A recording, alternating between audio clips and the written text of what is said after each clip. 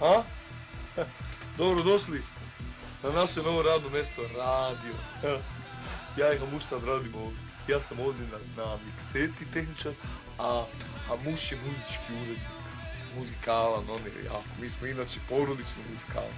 Ova mikseta iz Njemačke specijalno, to što je Švabu napravio. Ima 400 miliona ovih herca. Ima ove 4 eksterne veze, ima milion vata, ima sasomange, ima sve pogodno. Jasmine, Dina me hakala. Oprostite, moment. Hakala, ostavi ga jeboti mate svoju. Dolazi vamo, Jasmine. Bud dosadno na ovaj hakala. Stalno ga bira nešto. I sad će da se on iznenadi što ste došli. Ej!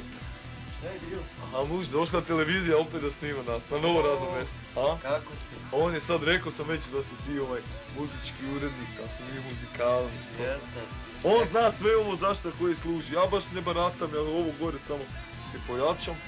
Ja sam na kompaktne diskete sada prešao ovdje, nove smo dobili, sve nova oprema.